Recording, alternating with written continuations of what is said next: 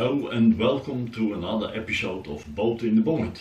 My name is Frans and I'm building an Ian Utrecht Grimo traditional dinghy. In this episode I will show you how I make the keel part along the centerboard slot. Using the centerline markings at the station molds as reference, the outlines of the keel battens are marked along the centerboard slot. The beginning is made in leveling the keel position. Out of a mahogany board, 2 battens are cut and placed in position. An inspection is made to get an idea of the amount of material which has to be removed from the garboards to let the battens fit in place. A batten dummy acts as helper during the creation of the keel batten and landings with a chisel.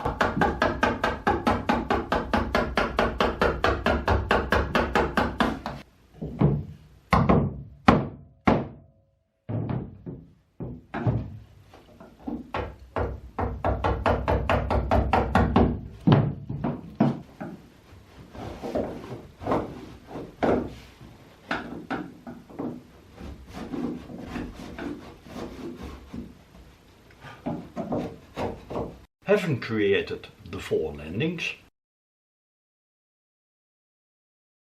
the battens are offered up and the run of them over the garboards checked.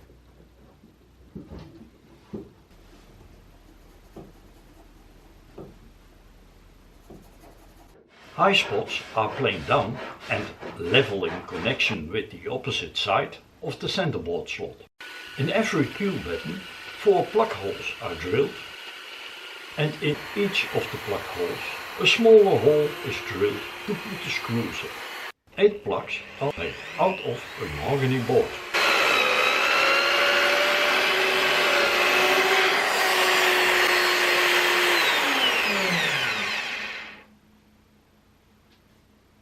Spacer blocks holding the keel battens 1 inch apart are clamped in between the battens, and the combination is placed in position.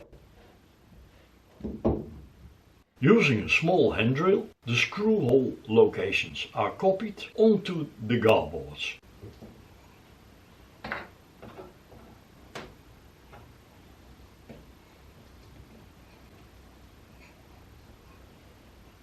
In those locations, the screw holes can be drilled.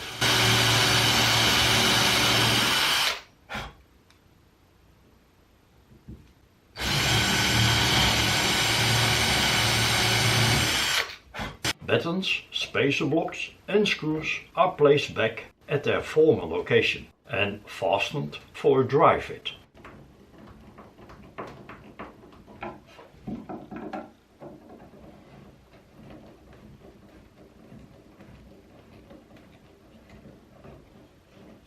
Masking tape is applied to protect the surrounding timber from being smeared with excess epoxy while gluing the battens.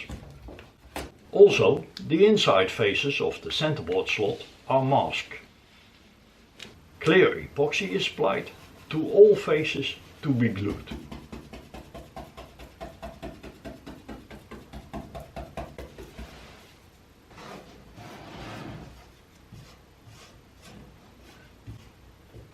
Thickened epoxy is spread over the garboard faces only.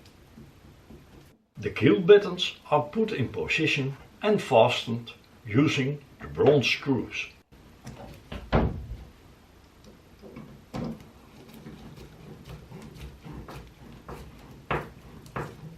A nice squeeze out of epoxy can be seen along the battens. It then is removed.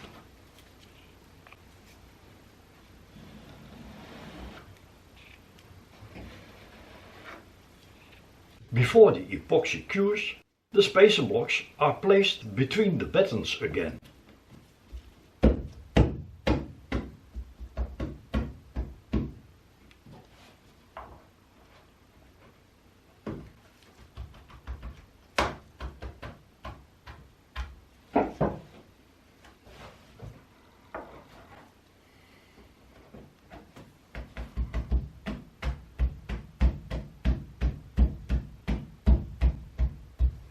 The plug holes are filled with thickened epoxy and the plugs pushed into the holes. A gentle tap with a hammer secures them in place. A day later, the spacer blocks are removed. The plugs and their surrounding epoxy are cut flush using saw and chisel.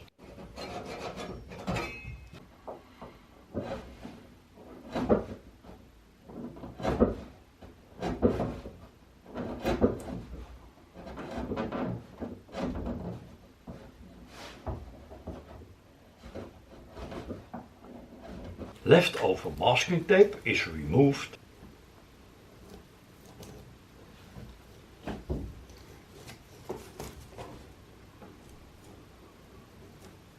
At some places with the aid of a chisel.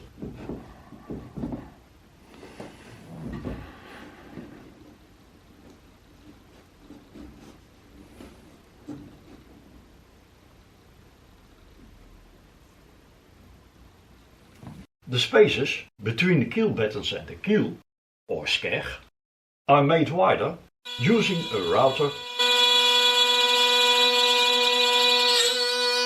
and chisels. The filler woods are cut out of the mahogany board that was used for making the plugs. A short stray clamp comes in handy to keep the filler wood in place while being planed to the right thickness. Having made a lot of shavings, all 4 filler woods fit. Clear epoxy is applied into the widened recesses.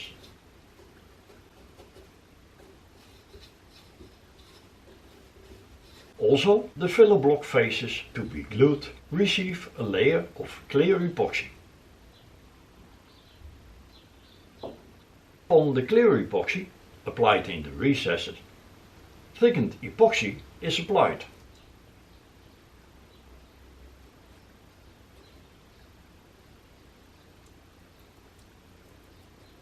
The filler woods are pushed into the recesses.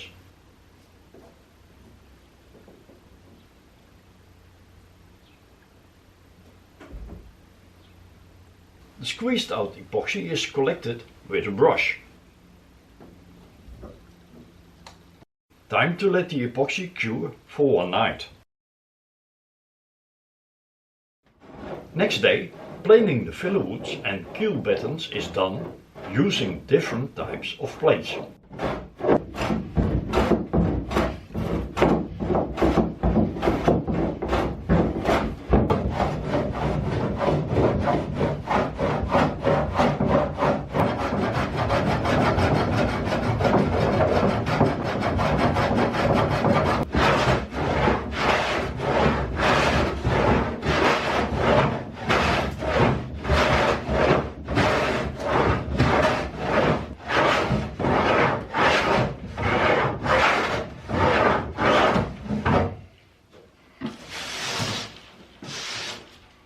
Time and again, the shape of the keel battens is checked whether it has reached the intended fairness.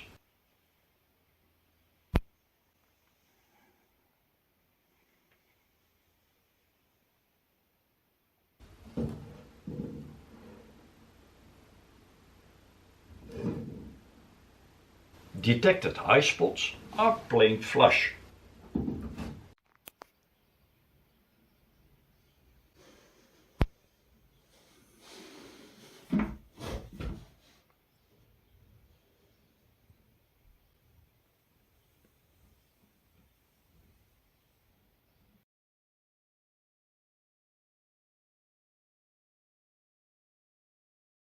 In his boat building manual, Ian Uhtred placed an image that shows the final shape of the keel batten ends.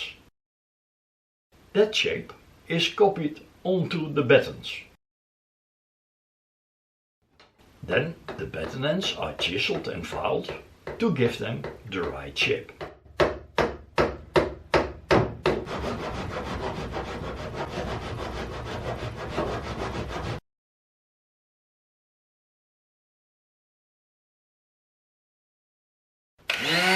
All that has to be done then is sanding the bed smooth.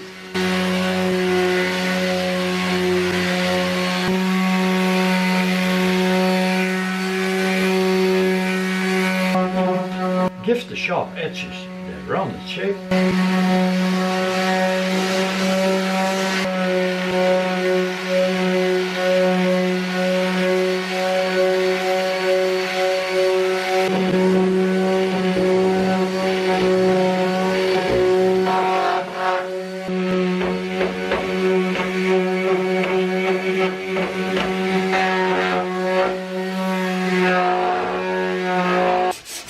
And final sanding by hand.